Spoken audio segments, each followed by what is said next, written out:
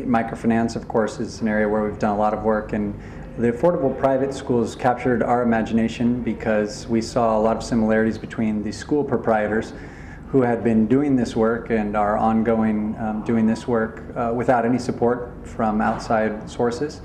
And yet, as we spoke with them, understood that what they needed was financing to help expand the operations that they've traditionally been financing through their own retained earnings.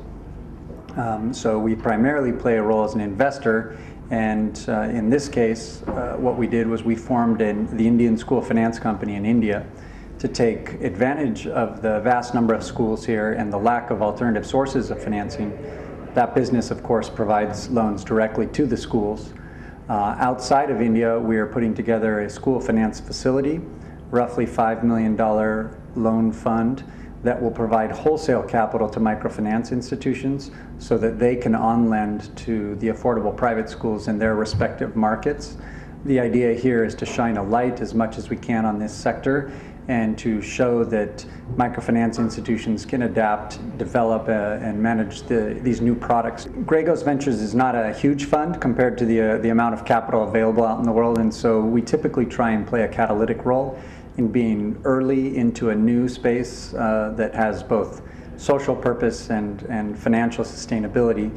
Part of the magic was that the micro-entrepreneurs already existed. This wasn't requiring a big international economic development effort to train and raise up micro-entrepreneurs or start new businesses. It was simply to come alongside talented and already experienced individuals and give them access to a little funding that could help move them along. This is the exact same situation with the school proprietors. They are very talented entrepreneurs that have been at this in many cases for 5, 10 years and simply lack the support of some financing and in some cases some supportive services.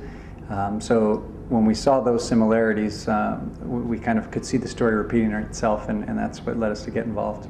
We'll employ a whole range of people, teachers, administrators, support staff, etc. And that size is beyond the micro-entrepreneur size. It's really often 20, 30, 40, up to 60 and beyond employees. So that's compelling. The additional compelling factor is, of course, the value of education itself, and therefore being a small enterprise rather than a micro-enterprise, what we typically see as the needs of these schools are loans that are in the tens of thousands of dollars to invest in the expansion of infrastructure. Microfinance loans are typically in the hundreds of dollars.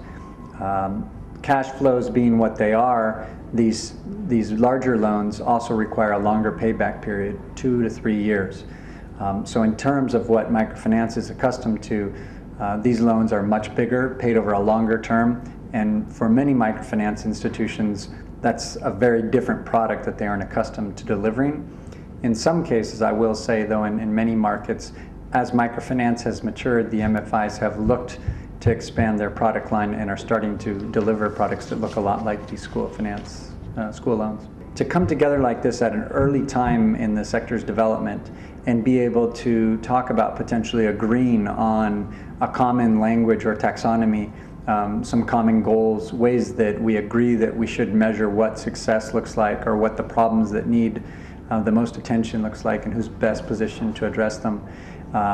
If we were to all go our disparate ways, we might find ourselves down the road having many different ways of looking at this and being much more difficult to bring it together. And so I think fostering this kind of dialogue early on is really beneficial, hopefully in the long term, to the sector.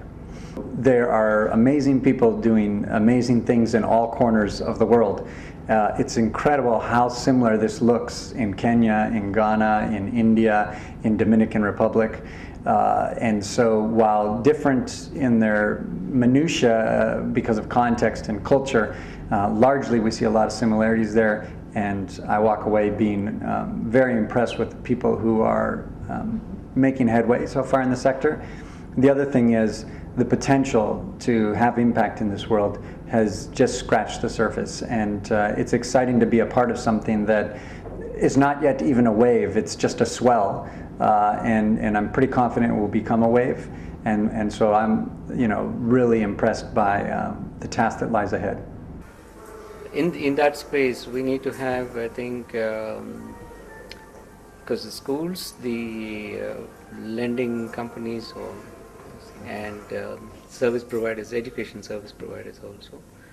We also need to have, I think, market regulators like assessment companies or rating companies, which will probably discipline the sector over a period of time. Once you have discipline in terms of educational standards being attained and financial discipline being maintained, the sector as a whole starts giving out information to the various stakeholders, the students, the parents, and maybe the lenders who need this information. And as our research revealed, more than 65 to 70% of the parents, and even the poorest of the poor, are preferring to send their children to the private schools.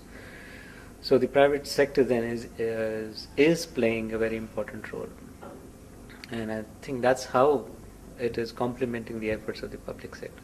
So it cannot be ignored. We have to take note of the fact that they're playing a very important role, and we have to make sure that they're playing the right role, providing the right quality. And that's what CFPT did. After concluding the research that was funded by CFPT and conducted by Professor James Tooley, we started working with the private schools. And we designed a whole school improvement program in response to the findings of the research study to address the issues of capacity building for the school leaders, the teachers, and orientations for the parents and the students, to bring them onto a common platform to understand the problems that all of them face, and to ultimately address the needs of the child. And they could do that only by coming together. And what it required is an integrated approach to school development, of all of them working together, and that's what we designed. And the finance element comes in terms of the infrastructure issues, where we found that there was a gap that we on our own could not address. And that's when we conducted another independent study funded by the IFC, where we studied the capital structuring of educational institutions. And we went back to IFC with a very strong recommendation that the school sector, the private school sector, should have access to regular banking channels to promote investment in the sector as well as to provide quality education. We provided the technical assistance for school improvement, and HSBC came up with a loan facility being provided to schools. This was a pilot which we started in 2004. I think this has attracted the attention of many players in the market. I think it has been implemented more successfully in other countries where there are no constraints or restrictions on banks lending to schools. For example, in Ghana and Kenya. We are now coming to, I think, to the final phases where some of the schools who borrowed late are paying up their final installments. But we do want to roll out this to a larger number of schools, because we find the schools that received a combination of technical assistance and financial assistance did much better than only those who received the technical assistance or the financial assistance. Evolution of a completely independent sector doing a very good job of providing education at an affordable price to poor parents and their children.